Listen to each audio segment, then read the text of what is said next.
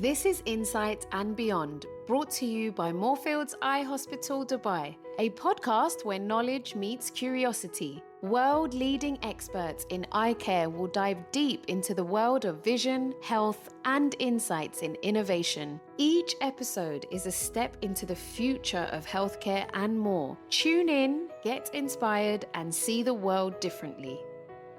Good morning. My name is Dr. Salman Waqar. I'm a consultant here at Moorfields Eye Hospital in Dubai, specializing in glaucoma and cataracts. And a very warm welcome to our podcast, Insight and Beyond. Good morning. My name is Dr. Miguel Morcillo. I am consultant in the Moorfields Eye Hospital Dubai. I am specialized in the cornea, cataract, and refractive surgery. So, Miguel, it's a nice opportunity to chat about a few things. Same. I understand your team has had quite a lot of experience with refractive surgery. And I was wondering if you could give us a little bit of insight into what refractive surgery, or more commonly, laser vision correction, is all about. And perhaps we could explore together some of the different types. And then I could maybe pitch in with what are the kind of indications with regards to glaucoma where this might not be suitable, or what other options might be suitable instead. So over to you. A little bit of an insight into refractive surgery. Thank you, Salman. Refractive surgery, it's, as you know, a well-established subspecialty among the ophthalmology, and is not like a minor, because it itself has grown a lot. We have incorporated with the years many new techniques, and not only we are famous because of laser vision correction, but not only we have laser, we have much more things. So the target is to remove completely or decrease at the less possible the necessity of wearing glasses. And as you know, as cataract specialists as well, cataract surgery has turned from just functional surgery, and today also has become more refractive surgery. Okay, so refractive surgery in these last 30 years has grown to get their own place in the portfolio of a normal eye hospital, and also has influenced other subspecialties to think and getting not only good visual results, but only to achieve the highest classes independence on the patients. This is true. Absolutely. And one of the interesting questions that I often get asked by patients before I would send them over to your team is what age is appropriate to have laser vision correction at. So could you tell me a bit more about that? Talking about laser vision correction, in theory, you can do at any age if the cornea meets the right conditions. Even we have done laser vision correction to people in the 70s or in the 80s for certain circumstances. But to achieve the best results, it's from when the people reach the 18, 20 years, where usually the myopia, the glasses are not growing, we can perform until 40, 45-year-old, when the presbyopia starts. Presbyopia, it's the necessity of reading glasses, and that makes not more difficult, but we have to aim for the correction of the glasses if we want to get the best results. But from, let's say, 18, 20-year-old until 40, 45 is the best period when the laser vision correction is let's say, the leader in the first choice, and gives the best results because the eye also functionally are the best. That's right. And I think the key thing that you mentioned there is also kind of 18 onwards, because before then, if I understand correctly, the refraction or the measurements are not stable. Because this is also a question we often get asked for younger patients of ours, such as teenagers, who would want to get rid of glasses as quickly as possible. But it's important to be aware that you need to have stable refraction first, which, like you said, is getting to the age of 18 onwards. Yes. So that the results are as excellent as can be. Yes, because patients want to get a long-term good result as well. So patients that wear glasses, they know that they have been developing the numbers, the diopters. Okay, these numbers that you see in the prescription of the glass are the result of the size and the shape of the eye. We as human beings, we grow since we are born until we become adults. there are so many changes in our bodies, our bones, our skin, our the structure of the body, the parts of the body, and that includes the eyes. Genetically, some people is developing different sizes and shapes of the eye, and that leads to, or many cases, to be well focused. And those are the people that don't wear glasses, but other people don't get a good focus in the eye because it's bigger, smaller, or maybe the shape, and this leads to take glasses. And usually, when you stop growing, when you become an adult, is when the refraction, the numbers, the diopters settle, and then we can aim. Because if we do the surgery and the patient is not properly settled, the new diopters that grow will appear again, because we change the shape of the eye, but we cannot stop the eye to change the shape or the size in the future. That's it. And the other thing is very interesting is that, now we have all these different names for the laser vision correction. So often, not only patients, but for us as well, there's PRK, LASIK with an E, LASIK with an I. Now we hear about this thing called SMILE, and there's quite a range of treatment options available. So for our patients, how would you kind of demystify or make it simple to understand what these different things are? And how is it that you and your team would select one or the other for each patient? What determines which ones to go for?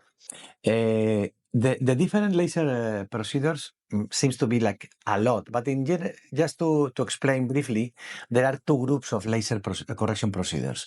One is the group where we, let's say, we polish or reshape the eyes from the surface. Okay, the surface laser procedures. This the classical is the PRK, that stands for photorefractive keratectomy, and basically it's a reshaping of the surface of the eye. They have been trying to do different variations of this technique. One is the Lasik with an E, or the more recently the trans PRK. But basically, all together are have the same design to reshape from the surface. But this has a advantage and a disadvantage. The advantage of this is that doesn't involve to create any cut in the eye, any layer. It's simply done on top of the eye. And the great disadvantage is that that involves as well to damage the surface epithelial layer. And that is what makes the post-operative slower. The final result is the same that any other laser technique, but that makes the post-operative a bit tougher for the patient. So we have to explain why we select this. Usually we select these surface lasers when, for instance, the cornea is thin, or in the analysis by the topography, the cornea shows any kind of possible structural weakness, let's say. No, they just to give you one example, if the cornea is thicker, it's supposed to be stronger than it's thinner. It's not so simple like this, but we select the patients this way. The other techniques that involves let's say, they are techniques that the recovery is faster. It's surprising how fast the patients start normal life. Next day, second day, they can go to the office. There is minimal inflammation. These techniques are, before it was the Lasik, in this case, Lasik is standing long time, and more recently, as you said, the SMILE. Both techniques, they have in common that we need to create some layers with cuts that, in this case, we advise not to perform with blades. We use a special laser for that, but that cuts, that layers, the intention is to preserve the epithelial layer. So we don't damage the epithelial layer on the other side that the superficial laser. And then it's the secret for the fast recovery. Of course, these techniques before were done with blades and cutting machines, mechanical machines. Today, not today, long time we have it, but the modern way, the safe way to do it is with these femtosecond lasers that create these layers with high precision. Then, when to advise one kind or the other, basically depends on this. if the cornea is strong, shows signs of strength, like symmetry, good thickness, good regularity, not too flat or too steep curvatures. There are so many factors that we have in our topographs. Then we can do this fast recovery techniques, the Lasik or Smile. If not, we can offer the surface laser. Some patients want some specific technique for maybe one relative did this technique or he was by that technique. In this case, we agree with the patient if the cornea is right for the procedure the patient want. Also, we have no preference because no matter what you do, the final result is the same. We haven't seen differences using one technique or the other regarding the results. And that's a really good point you made, is that it's about putting safety first, in that the technique is decided based on what's the safest for each patient and what will give the best results. So which is why you have the kind of laser assessment appointments where all the tests are done to ensure that the cornea is correct for a certain technique. And that is what will determine the least side effects in the future and the highest chance of success. Now, one of the things that in your line of work crosses over with mine is to do with pressure inside the eye. So, of course, glaucoma is when you have high pressure in the eye, it's damaging the nerve. And from time to time, you will send patients to me who've come for a laser vision correction appointment, but incidentally, it's been picked up that the pressure is high. Now, the thing that we'd like to convey today is, why is that important? Why would someone with high pressure require treatment for the high pressure first before proceeding with the laser vision correction? And I think this is an important fact to convey. So could you share your thoughts on that? In this case, you are more specialist than me, but yes, refractive surgery is an elective surgery. It provides quality of life. But the high ocular hypertension and then the glaucoma is a serious disease that can threaten the vision. And it's not frequent, but sometimes we find people that because they are usually young, glaucoma doesn't appear those ages, but sometimes we pick some patients that in the assessment, the pressure is higher than normal. Randomly, we found it, and it's lucky for the patient because first should be treated and should be assessed. It was considered glaucoma like a contraindication for classically for refractive surgery because the concept is only do refractive surgery to healthy eyes. But you know that if we get glaucoma in early stages, we can control the pressure, we can monitor the optic nerve, the visual field. It's a very early stage or not glaucoma existing at all, only ocular hypertension.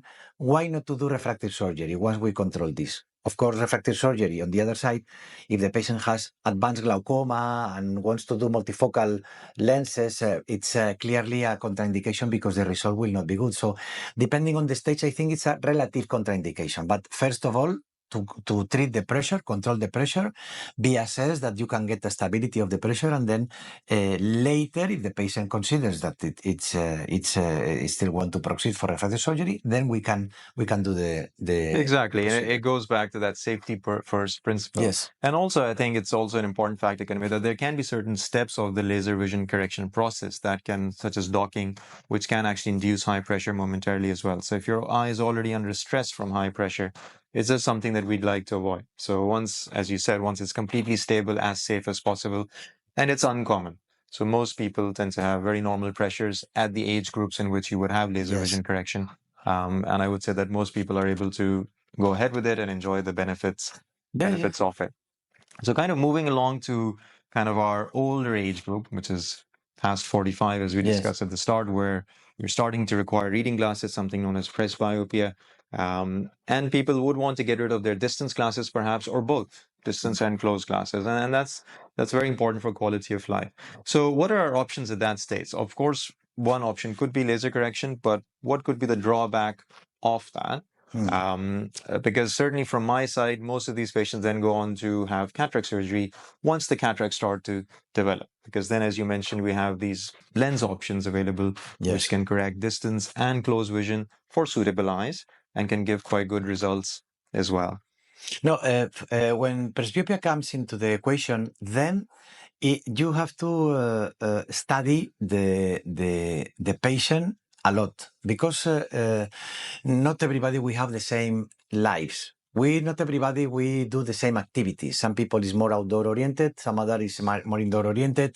Also the jobs that we are doing. So we have to think how can I get this patient to use the glasses the less? If it's completely avoided, much better. But it's true sometimes, depending on the eyes, we can perform laser vision correction.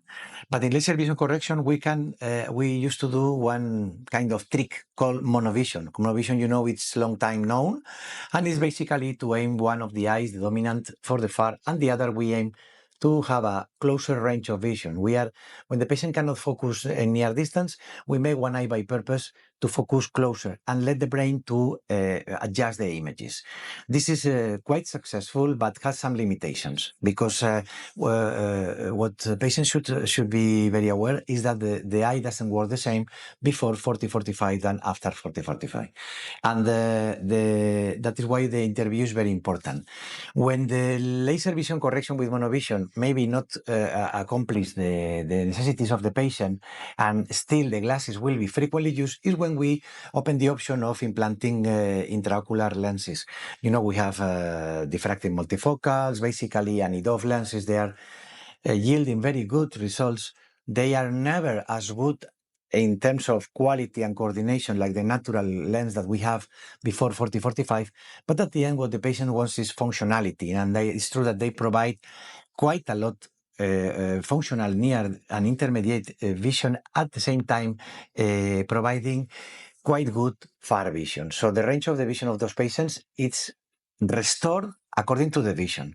There is some downsides of these procedures, should be discussed with the patient before, and the patient also should accept.